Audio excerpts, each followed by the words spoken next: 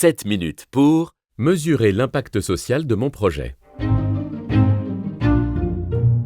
De quoi va-t-on parler aujourd'hui ? Nous allons aborder la mesure d'impact social, c'est-à-dire comment mesurer l'impact des actions menées par une structure et vérifier que ces actions menées contribuent à l'accès à la culture pour tous. Et vous, qui êtes-vous ? Eh bien, je suis Sébastien Vallier, je suis le président de l'association Bande Originale. Nous travaillons depuis 1982 à l'accès à la culture pour tous, à Montségur et sur son territoire. Et nous œuvrons dans les 3 grands champs culturels que sont la médiation, la diffusion et la création artistique, au travers de 3 grands projets que sont le Cinéma Eden à Montségur donc, le Festival des 24 heures du swing ainsi que les classes jazz, un projet de médiation important sur le territoire.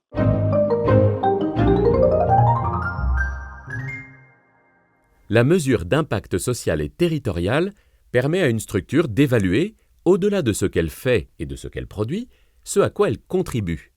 Par exemple, dynamiser le territoire, créer du lien social, apporter des ressources au tissu local.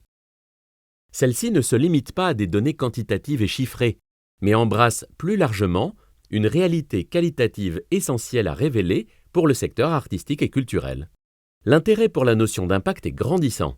Il est partagé à la fois par les responsables de structures, les porteurs de projets et les partenaires institutionnels qui y voient une nouvelle façon d'évaluer et d'accompagner ces projets.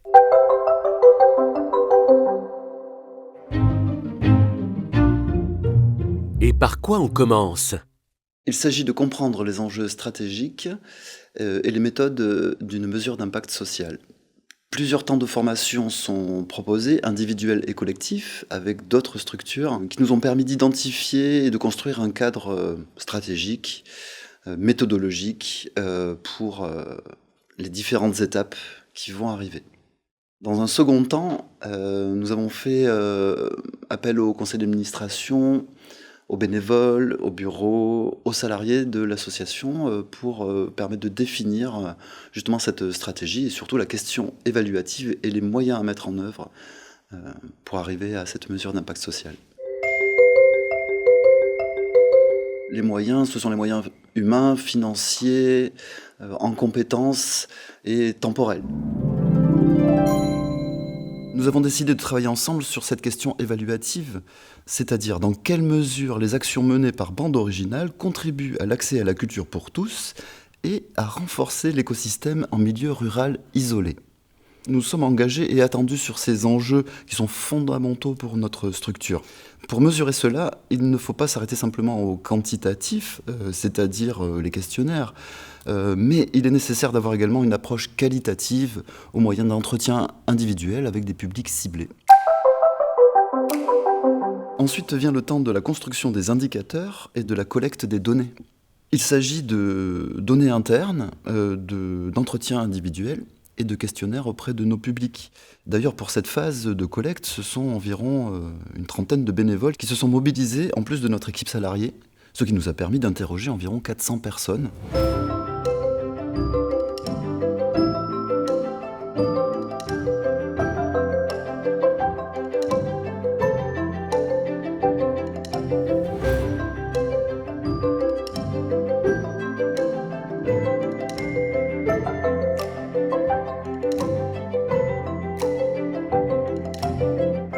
Enfin, nous passons à l'analyse de ces résultats et puis à la valorisation de ces résultats surtout.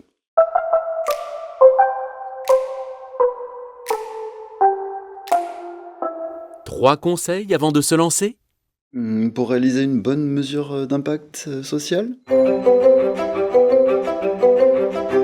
l'accompagnement, la méthode et les moyens. En effet, c'est une démarche scientifique qu'il convient de bien appréhender avant de passer à l'action. Être bien accompagné, dans notre cas, nous avons été soutenus en collectif avec 3 autres structures culturelles, par l'IDAC dans la démarche globale et par une agence en innovation sociale, ELIX.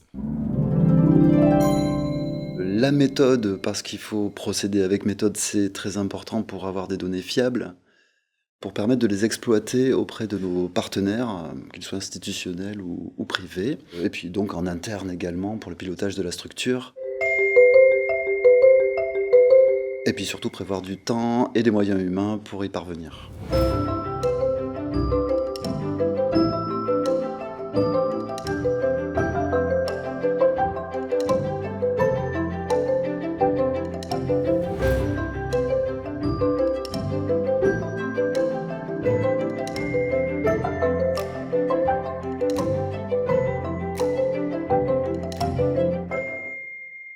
Et un mot de la fin?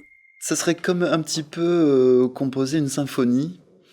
C'est-à-dire qu'on a les mélodies, les airs qu'on a collectés, on a des musiciens, on a des accords. Maintenant, il s'agit d'écrire une partition pour qu'un chef d'orchestre puisse mettre en cohérence tous ces éléments afin de proposer une œuvre harmonieuse au public.